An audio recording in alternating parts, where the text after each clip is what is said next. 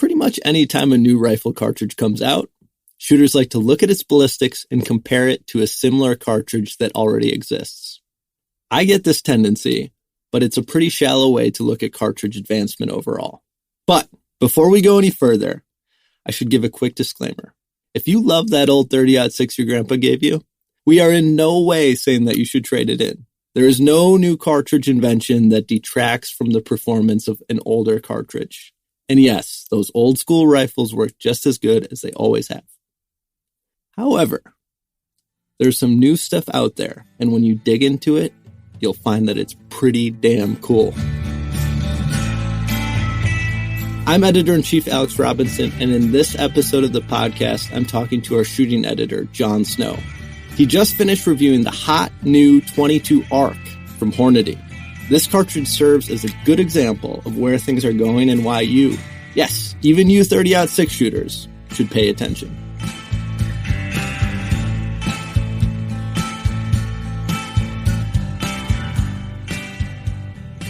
Okay, John, you just got done shooting and reviewing the 22 ARC. Just to get us started, could you tell us about what that cartridge is and what's cool about it?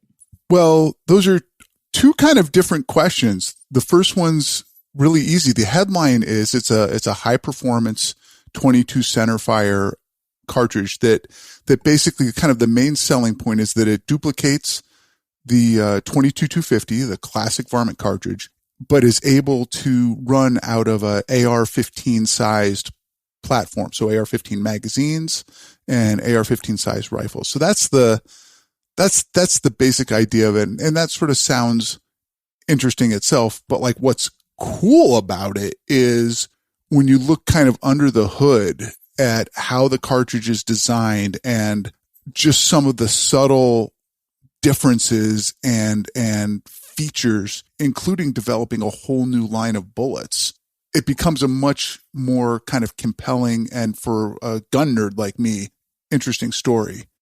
Yeah. Okay. So I shouldn't be like, they're just putting a spin on the 22-250.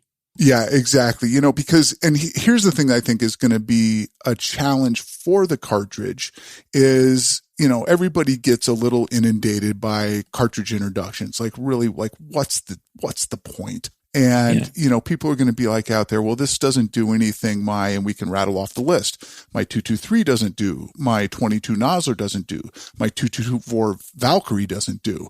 How is this not just muddying the waters? And honestly, that was a little bit of my initial thought on it too. When I first heard about it, I'm like, oh my God, they just, they had the 6 ARC and they've got this platform and now they're just sort of extending their tendrils out for world dominance. But why do we have to participate in that? But it turns out that perspective really isn't correct. And when you get into the weeds of what the cartridge does, it actually, after spending all the time I spent with it, I'm like, I get it. That was kind of my takeaway. And I think it has a very legitimate sort of niche that it's filling in a really cool way. But I think the challenge for Hornady is going to be, and everybody else, is to communicate what exactly that advantage is. Okay. Well, let's get into the weeds. Like, what does it do that my 243 doesn't? Well, so we'll go back to the size. The 243, obviously kind of a standard short action sized 308 based round in 6mm. Great cartridge, but it's longer. It has more recoil. And so what the 22 ARC does is, it's got this kind of minimal recoil. It's got a really flat shooting characteristic to it. And in a sense, we got to go back to the origin story. Let's do it. The 22 ARC is a superhero, and we need to know its origin story. Its origin story started at the end of World War II and the defeat of the Nazis, like every good superhero. And the thing is, I'm not kidding. That's right. Oh my gosh. Yeah. So tell me more. So the parent case. So when we look at the parentage of the case, obviously Hornady had the 6 ARC, and now they necked it down to 22. And so you'd think that the 22 ARC came from the 6 ARC. Wrong. Actually, the 22 arc predates the 6 arc. Both of them, both arcs, the 6 arc and the 22 arc, are based on the 6.5 Grendel. You've heard of the Grendel. It was sort of the hotness. It was introduced back in 2003 as sort of a 6.5 millimeter cartridge out of a AR sized platform. And a lot of people adopted it and really enjoyed it. Well, all right. Well, where did the 6.5 Grendel come from? Because it's got its own case size. It's not a 223 case head on it. It's not a 308 case head, the ones that people are most familiar with. What it actually goes back to is a 7.62 by 39 classic Soviet AK-47 round. Now, the thing that's weird about that is that, that AK-47 round, nobody thinks much about that in terms of accuracy. But there was a spin-off of that round that became known as the 220 Russian. And the 220 Russian's been around for decades and is probably, arguably, not even probably, it's the most accurate cartridge in history. Yeah. So when you look at bench rest shooting and the famous bench rest cartridges, the 6mm PPC, the 22 PPC and that whole family of stuff, they're all based off the 220 Russian. And so the guy who developed the Grendel, his last name was Alexander, he based the Grendel off the 220 Russian. And in turn, now the 22 arc and the 6 arc are based off the 220 Russian as well. So that's that's sort of the generational breakdown of the cartridge and really the transition of the 7.62-39 Soviet round to the super accurate 220 Russian is what sort of enabled this evolution. Okay, so we have that established. The Grendel was established in the early 2000s. Wildcatters were playing around with that almost from the get-go, necking it up, necking it down. And so there was a version of that called the 22 Grendel. And and really the 22 arc is probably most closely related in sort of the little evolutionary tree to the 22 Grendel. Now, what changed with the 22 Grendel was that I think it was around 2017, Hornady came out with their ELDM line of bullets, ELD for extreme low drag and then match. And so this was a line of bullets that a lot of competitive shooters, myself included, have just adopted very, very quickly, because they have, these sleek profiles, really high BC. They shoot flat. They resist the wind, and so, we've seen them loaded in factory ammo. So these ELDMs in factory ammo. So like the 147 ELDM and a 6.5 Creedmoor and a 6.5 PRC that people are probably familiar with, or the 140 ELDM and a 6.5 Creedmoor, great cartridge, great bullet. They also developed a 75 grain ELDM in a 224 caliber, and 224 is what these all take in terms of bullet diameter.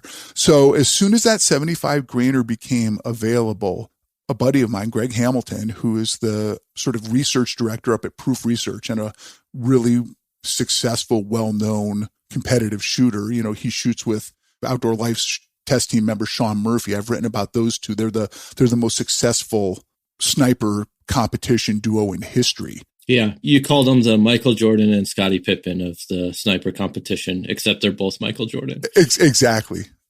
I mean, they're just great. And so anyway, they do a lot of like run and gun type high intensity endurance team sniper matches.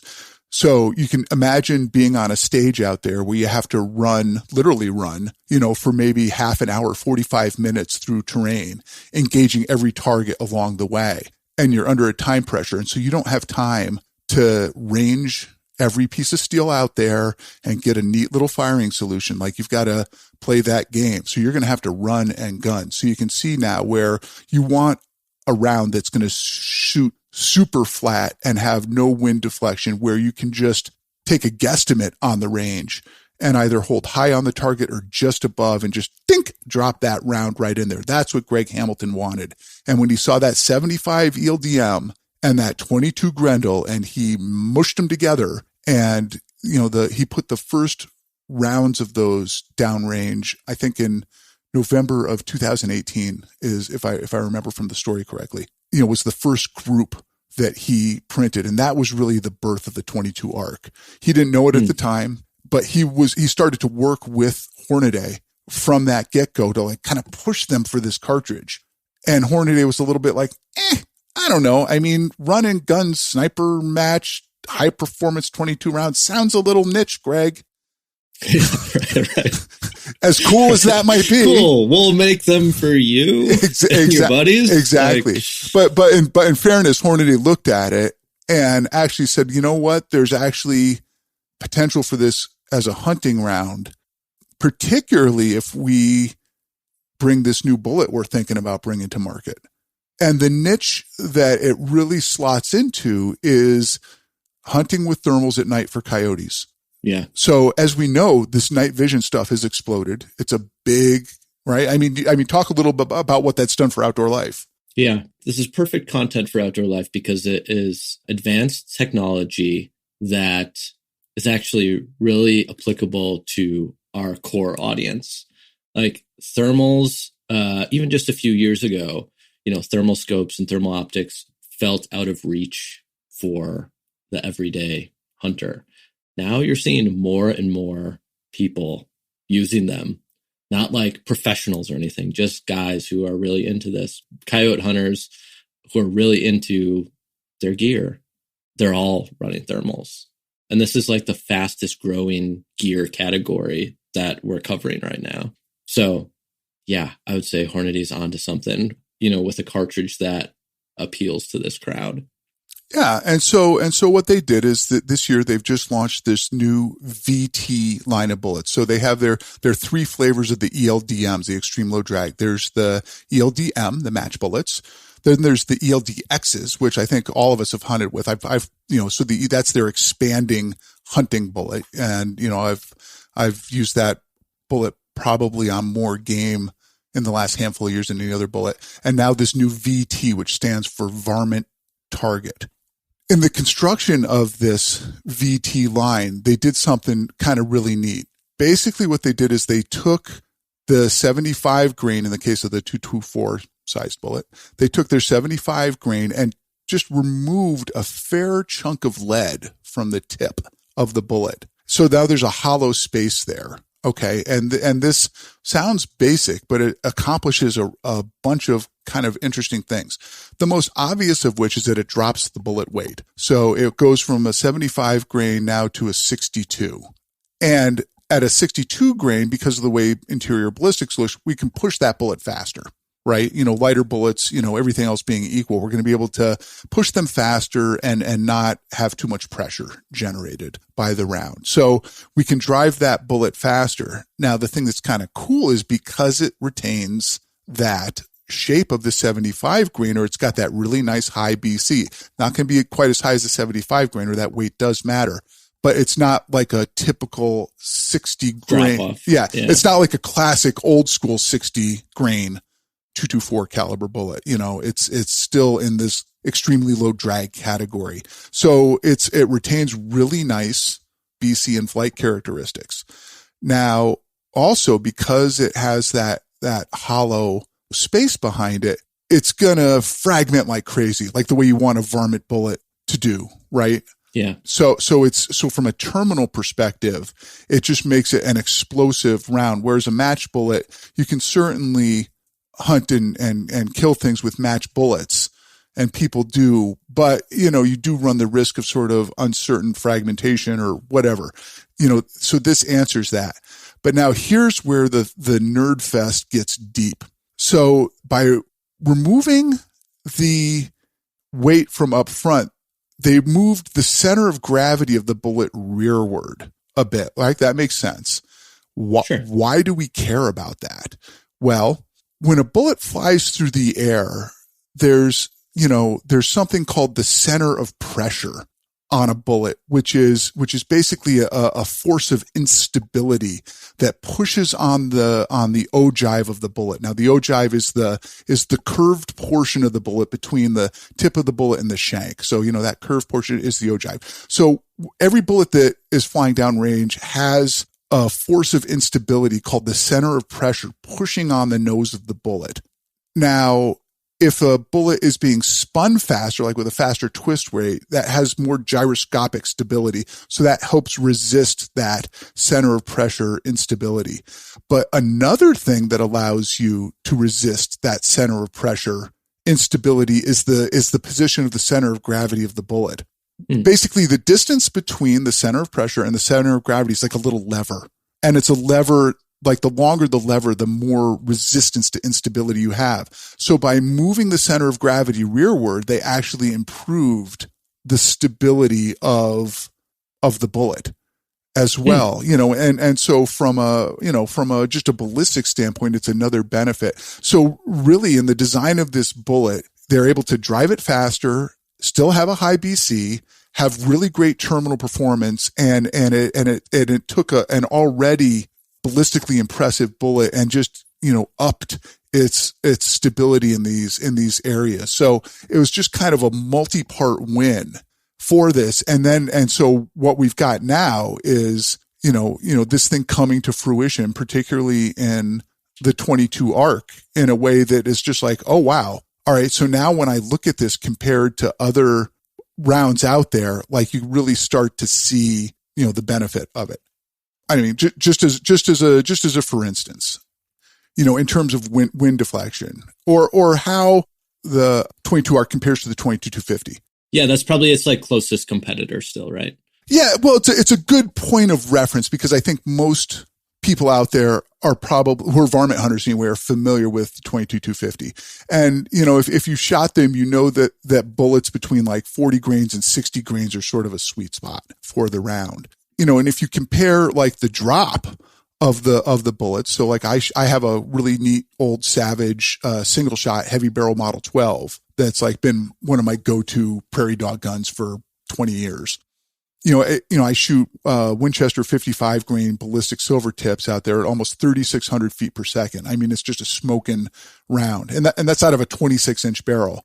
At 600 yards, that bullet drops 63 and a half inches. Well, the 22 arc, and remember, this is out of a 20-inch barrel, a more compact package, an AR package. That 22 arc has dropped 64.7 inches. So 1.2 inches more of drop. That's it. So it's shooting neck and neck. Okay. So that's where you see the equivalence between the two. Now look at the wind drift at 600 yards. A 10-mile-an-hour wind is going to blow that 22-250 41 inches. That's a big chunk. Yeah. The 22 arc, less than 27 inches of wind drift. Wow. And for folks who have shot at these distances, they know just how critical, like we can all use our rangefinder, right? But the hard part is judging wind. Yeah, exactly. I mean, that's, for anybody who's a long range shooter. Yes. Calculating the drop is not the hard part, right. It's the wind resistance. So now when you see, that in a chart, you're like, okay, I get it. Smaller rifle, minimal recoil, shoots flat, easy to carry, less wind, much more wind forgiveness. Like it's pretty cool. So that sort of tells the story there. And then people are getting, didn't go into this in the article much, but like, so how does it compare to say the other sort of souped up 22s out there, the 22 Nosler and the 224 Valkyrie? Well, the 22 Nosler also, it's a fat little case that runs through an AR-15, and it does what it's supposed to do very well, which it drives light bullets very fast. So it's kind of like an old school cartridge design mentality. Let's shoot a light bullet as fast as possible.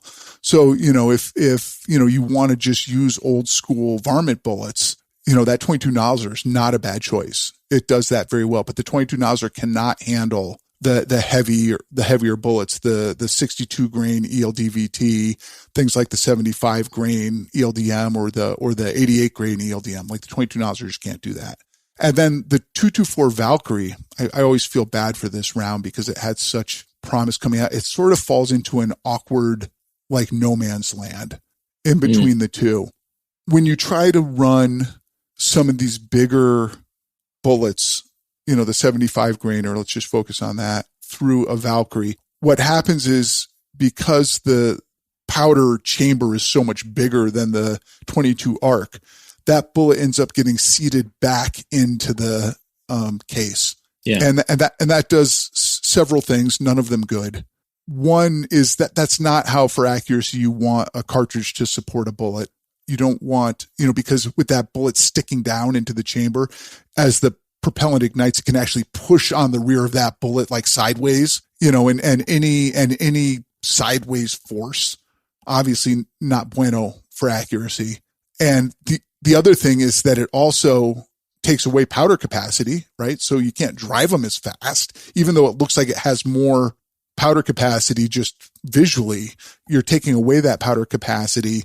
And that also, because of the way the internal ballistics works, it drives up pressure as well. And so when you start to bump into pressure issues, that limits how fast that bullet can go. So even though, like on paper, you might think, this guy is going to be able to shoot that one better. No, it's not going to be it's not going to be magazine compliant, right? Because you can't load that bullet out long enough. So that's where the Valkyrie kind of is a little bit neither fish nor fowl. We'll be right back after the break.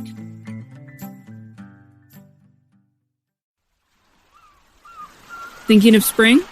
Discover the beautiful white sand shorelines of Alabama's beaches and an abundance of outdoor recreation opportunities.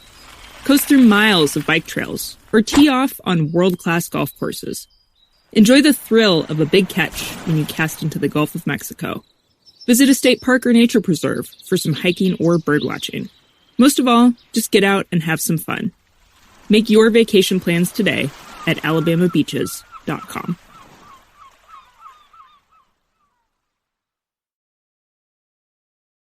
I fully get it now with the arc, the 22 arc. But we've been talking for almost 20 minutes, and it kind of took about 20 minutes for you to explain to me just why this matters. And I think the arc is a perfect example of sort of what we're going to get with these new cartridges, where it's you really have to get into the details to understand their value. And I just see so many, readers, Outdoor Life readers, forum commenters, social media posters, pushing back and arguing about just this general idea that the industry is kind of forcing these new cartridges down our throats, down consumers' throats, when really what people want is them to just make more 22-250, just make more of the ammo for the guns, the rifles that we already have. What do you think about that as the shooting editor of Outdoor Life and having a little bit better of a view behind the curtain of what's going on in the industry? Yeah, it's a great question. I am sympathetic to the general shooter out there who just wants to shoot their gun and not have to be bombarded with this and feel like they have to take a math class to understand the latest and greatest. It's this is you did do a good job. You did a really nice job. I understand it, and I was not a good math student. You had some superhero references and stuff in there, so that's cool. I think you made it. Accessible, but still, it's a lot to take in. It is, and on the one hand, I like it because it's a little bit of job security for me because. The nerds at Hornady put this out and they're just you're going to love it. And everybody's I don't know if I love it. Why do I love it? Someone's got to explain why. Yeah. Somebody's got to explain why. And this is the thing. I mean, particularly with this class of cartridge, I think it's legit. I really, really do. But I also don't see this thing just taking off like hotcakes from the get-go. I think it's going to be, I think the cartridge lifespan for this should be really good. I mean, Hornady's done a really good job in the past with cartridge introductions, with supporting them with enough ammo in the pipeline to get things going, and with lining up partners on the firearms side to chamber for it. And there is a little bit of a gap here that that, the Valkyrie, because it was finicky and quirky and there was a lot of mixed experiences with it. A lot of people got turned off to that. The Nosler itself is just so kind of proprietary, that there's a fan base there for it. And I like the round, but it's not one that's going to be widely adopted in part. And of course, this goes to the naming convention.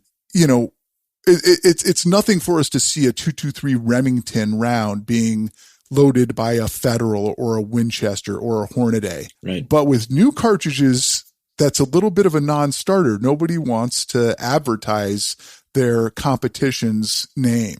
And so when Nosler named their Nosler cartridges Nosler, that is going to limit, just by default, the appeal for a competing ammo company to load it. Not that they never will, but it's a detriment. So that's why a Valkyrie is called a Valkyrie and not a 224 Federal. That's why an ARC is called an ARC and not a Hornady, right? So that's also part of the naming convention. So again, that's a little inside baseball, and maybe that's obvious to people, but that's where the ARC has now kind of carved out that niche, because the Nosler isn't going to fill it, and it does something different anyway. Light bullets fast, and the ARC is bigger bullets more efficient. And here's the other thing is that these cartridges, like the 6 ARC, they don't just fall randomly out of the sky. The 6 ARC, for example, was developed by a military request for the Navy. They wanted, and it's the same thing with some of the use of the Blackout or the 300 PRC, a lot it can look like a lot of these cartridges are just a marketing team coming up with mumbo jumbo. But in fact, many of them are the result of specific needs, particularly in the military realm, for some type of performance. And could you tell us more about the PRCs? Because I think those are the ones that are within the last few years, those seem to be really making it with hunters. But I think there's still some kind of misunderstandings and grumblings of well, why do I need a 7 PRC when I have a 7 Rem mag? Which the 7 PRC, that's another cartridge that you've written about recently.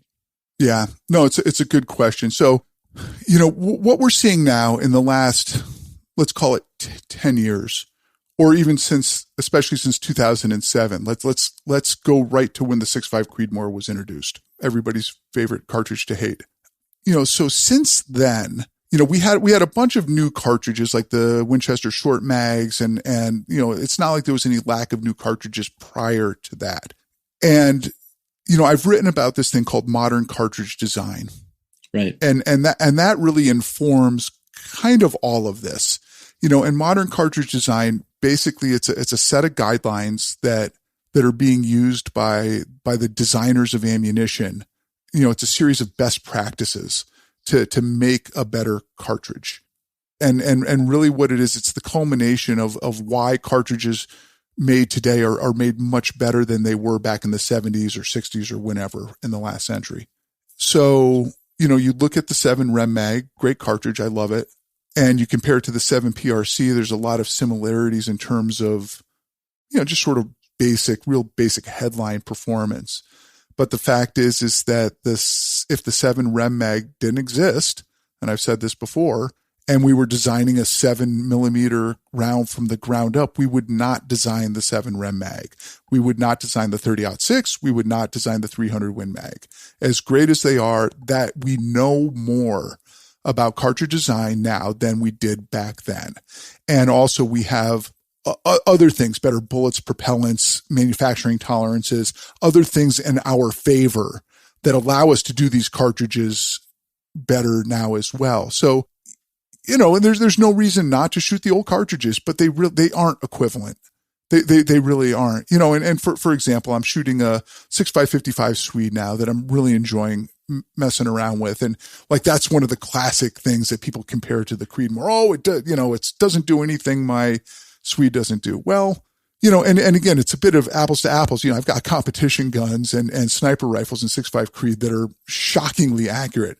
And this Swede is nice, but it's no Creed when it comes to precision, and that's part of the challenge. I'm having fun hand loading for it and trying to make it's the best it can be. And for hunting at moderate distances, it doesn't make a difference. But if I'm in an NRL hunter match, I am instantly in last place with that Swede.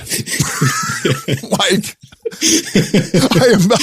I am so far out of the running, it's not even funny. Whereas with a good 6.5 Creed, I might be vying for the podium. So that's the difference. Yeah. And I think the reason why people get touchy about this is because they do have cartridges that they love. Like, I look at the Winchester short mags, or what guys would call WISMs, like the, 300 WISM. Like the PRC cartridges, are they going to replace the Winchester short mags, just like in our hunting? Yeah, they already have.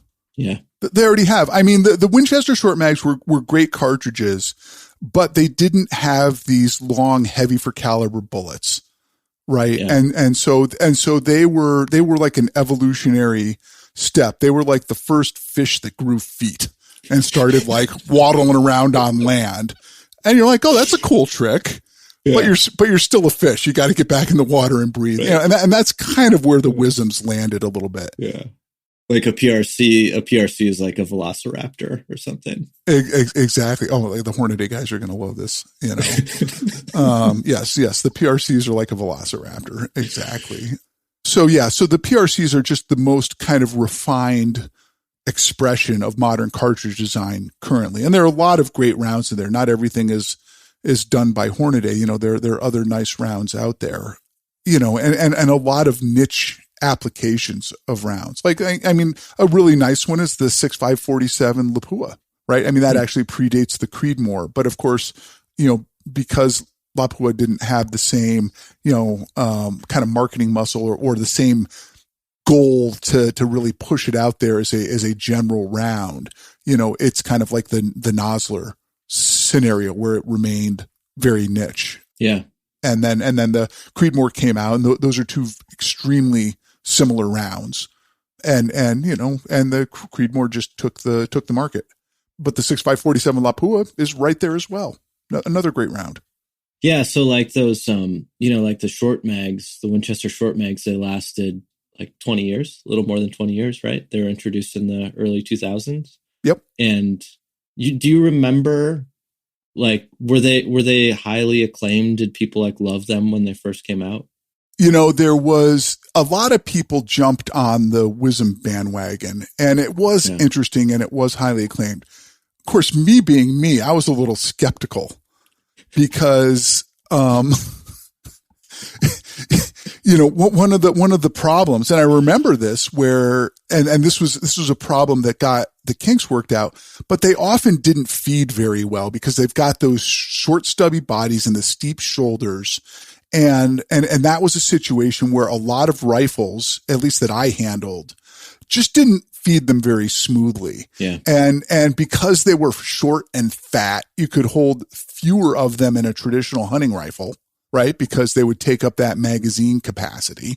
And then there was also the matter of, there was the touting of their accuracy benefits, having to do with the short, efficient kind of stack of powder in there. And again, that is a principle of modern cartridge design, right? So they weren't wrong. However, the practical accuracy gains there with factory rifles and factory ammo versus traditional cartridges, there really wasn't any daylight between how those performed. Now, if you had a custom rifle and you were hand loading and that kind of stuff, sure, that case design was a pretty good one. And you could get really exceptional accuracy, but for the average Joe, that performance benefit just really wasn't there. So I was skeptical of the short mags. And then there were the super short mags, which were just almost dead on arrival. I mean, such a flop. And probably really valuable collector's items, interestingly, if you have some of that, but again, I mean, it was the right idea. It was just kind of the wrong time. Yeah. And again, the 300 WSM, in fairness, is still chugging along. It's not like it's gone, and I don't think it's gonna like just die out. But all the other ones basically have gone by the wayside. So it's going to be very interesting to see. I mean, how long the PRCs and, the Creed is with us. And I do have to say though, for all the hate, I was just down at my local Murdoch's the other day. I was buying some components for the 6555 Swede to reload it. I needed a shell holder that I couldn't find. So I went there and I was just looking at the array of ammo and the staggering number of 6.5 Creed loads. I mean, it just dominated the whole ammo section. So, I mean, that tells the story. Retailers don't put that stuff out there if people aren't interested in it. And, so it's that chicken and egg, going back, like, I know you're a big fan of the 300 Savage, right? Yeah. And, talk about your experiences with that lately. Well, last fall, I wanted to hunt with my first deer rifle, which was a Savage 99 and 300 Savage. Just like for fun, just for kicks. I got a new LPVO scope and I wanted to put it on the rifle, just kind of spruce it up and, take the old rifle back to my family deer camp and looking around for ammo just to see what was out there. I was very surprised to find that there was like no 300 Savage available. Luckily I had some and I was able to still shoot the gun and hunt with it. But as a kid, like you could walk into any like Fleet Farm or Walmart and just find a couple boxes of 300 Savage, like no problem anywhere. And I'm in like Minnesota, Wisconsin, like I would say like the beating heart of like upper Midwest 300 Savage, like territory. Right.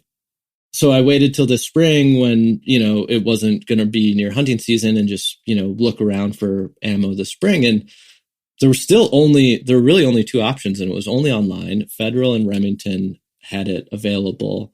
There was no other options for, from Winchester or Hornady. I called around all of my local stores, all my local sporting goods stores. Nobody had any ammo for it. It was just kind of sign to me that the 300 Savage has been slowly being phased out, since the 308 was introduced. But, it was still a little sad, right? Like that cartridge is kind of fading away. But I think maybe the takeaway or how it's relevant to this conversation is because the Savage 99 and 300 Savage was so popular in the beginning, there are so many rifles out there, almost 1 million from what I could find, like reported on the internet. There's still a good amount of demand for the 300 Savage, even long after they stopped producing the Savage 99 in 300 Savage. So I think it's a little bit like if there's enough kind of early interest and popularity and enough guns produced in that cartridge out of the gate and like enough kind of like loyal shooters for that cartridge, then I think it could survive.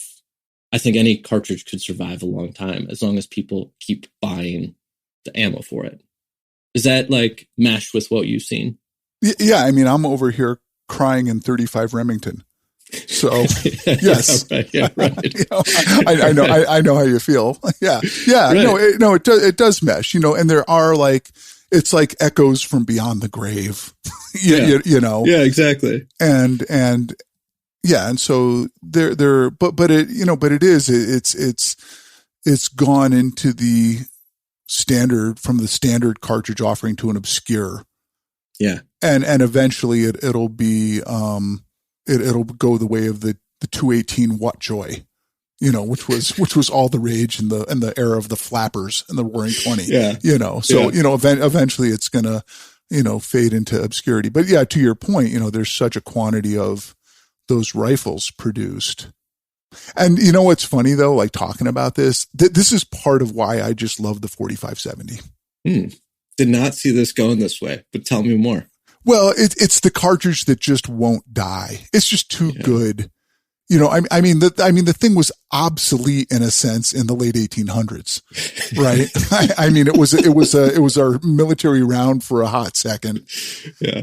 And really was moribund and dead for a long time. But then in the, I think it was the late 60s when Marlin came out with the 444, the 444 Marlin. all of a sudden people like the 4570 was like, hey, wait a minute, I can do that, and so there was a little bit of a revival then. And then as guys started to trick out lever guns and things like, backup guns for Alaska, like as that conversation, I think, took on more intensity and people were a little more deliberate about a defensive gun for certain situations, all of a sudden the 4570 kind of was reinvigorated, particularly loaded at higher pressures than the original trapdoor specs, right? In a modern action. And of course, some ammo makers took it too far. Like some of that hot 4570 ammo, is as much a danger to what you're shooting at as to the guy pulling the trigger. But that's hey, something's gonna die. Yeah, something's gonna die, or maybe a couple somethings. And it just kind of keeps getting sort of more wind under its wings. And I love the cartridge for that, because the guns are cool and the round itself is just cool, these little cigar sized cartridges. And, I took one, it's been a few years, but I took one on a whitetail hunt in Wyoming, which, it's kind of, that is not levered. That's not 4570 terrain. Typically that's like long shots, the wind, the whole 9 yards. Well, the beauty of it is that it really forced me to hunt. It's like a really excellent bow. Yeah. At that part, and I ended up, stocking up on a really nice buck, at bow shot distance and just poleaxed him because that round, just leaves it all on the field. Yeah. Yeah. So it's just a great round. And it's it's just a reminder that, there still are these classic old cartridges that are never going to die, even though, over history, their interest in them has waxed and waned. Yeah. Do you think that there's room for cartridges introduced now, or say within the last 15 years or so, to make that kind of run? Like, can the 6.5 Creedmoor last 100 years? Or is cartridge design and is the engineering just moving so fast now that all of this stuff in, say, 20 years is going to be, I don't want to say replaced, but not the standard anymore? Yeah, that's a heck of a crystal ball question. I do think, interestingly, here's my take. I'll save my final answer here for a moment. But in terms of cartridge design and the efficiencies of the cartridges, I see us really only making incremental improvements kind of from here on out. With some things. There are a couple of exceptions, but the brass we make is so good to such tight tolerances.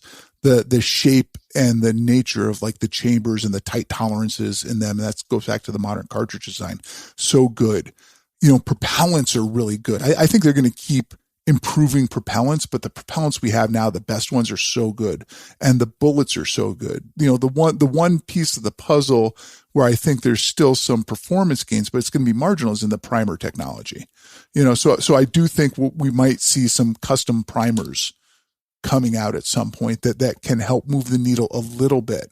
So from that point of view, it's like, well, it's not really going to get that much better. It's going to kind of creep on. Maybe we're at peak cartridge, right? Yeah. But I think that's wrong. Oh, no. Yeah. What? Yep. I think that's wrong. I think that we are going to be facing some extremely disruptive technologies in the next few years that have to do with optics and electro-optics. I think there's a good chance. I was talking to none other than our optics editor, Andrew McKean, about this. And, he threw out the observations that he thinks in 10 years or so, he wouldn't be surprised if we no longer have like glass optics that we look through, that everything is going to be a projected image of something. All digital optics. All digital. And when you combine that with some of the stuff we're already seeing on the thermal night vision stuff, and again, remember, thermal is also not a night vision technology. It's 24/7. Yeah. So when you look at some of the electro optics and things like that, here's another way to put at it. I do my precision rifle shooting. I love it. One of my favorite scopes is that Night Force ATAC R 7-35, just beast of a scope. And there are a number of other good scopes and sort of in that class out there. The way Sean Murphy put it to us, who used to work at Night Force, was like, that scope is like building the best black and white TV ever. Mm.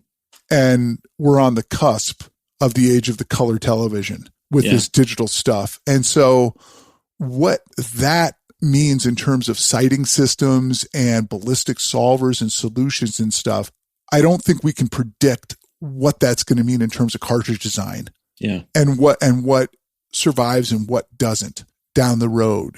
Again, I don't see the 6.5 Creedmoor or any of these other modern cartridge design cartridges phased out anytime soon. I think they're going to have a very long run, a bunch of them. But some of them are, like, look, the 6 Creed, my little darling project I did with Hornady back in the day. I mean, it's still hanging in there, but it didn't kick the 243 off the podium. Right. Right. And I don't think the 6 Creed's done, but I do think it sort of settled into its level, which is, decent, but not setting the world on fire, even though it is objectively, it's a much better round than the 243, but the 243 just has such a head start and a legacy, and it does what it needs to do, that, the quote unquote advantages of the 6 Creed aren't enough to dislodge it, and I think that same stickiness is going to apply to something like the 6.5 Creedmoor. It's just too damn good, despite what the haters say.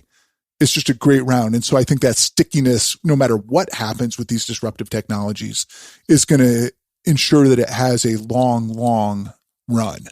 But I'm not as confident anymore that my notion of just these little incremental gains is going to hold true. It wouldn't surprise me if in the next 10, 15, 20 years that things look very, very different from a shooting and hunting perspective. Yeah. Yeah. My mind is spinning a little bit right now because, I mean, in some ways the ARC is sort of a representation of this, right? Like, they saw the value in it to fit this world of thermal scopes in nighttime coyote hunting, right? So, like, we are seeing cartridge design accommodate these different sighting systems and advancements already. Yeah, absolutely. And to even go back, eventually the Velociraptor was replaced by, influencers. So, the evolution continues. right. I was gonna say a turkey. Yeah, maybe the future won't be better, but it will be different. I don't know. Yeah. All I know is that if Hornady does come out with the 22 Velociraptor, like, they better call us first, because I think we're onto something here. Yeah, exactly. Well, you know what? They don't think much of our clever naming conventions. I really wanted the 6 Creed to originally be called the 6mm Hole, HOLE, for Hornady Outdoor Life Express, but they just rightly just patted me on the back, thanked me for helping out, and did what they wanted to do. Well, John, I have more to think about now in this future of thermals and cartridges and cartridge design. So thank you. Yeah, anytime, my friend.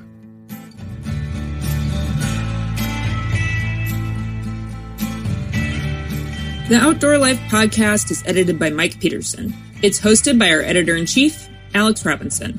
It's produced by me, executive editor Natalie Krebs.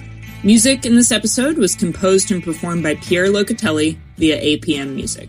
You can read OL shooting editor John B. Snow's full review of the 22 ARC at outdoorlife.com/ARC. That's outdoorlife.com/ARC.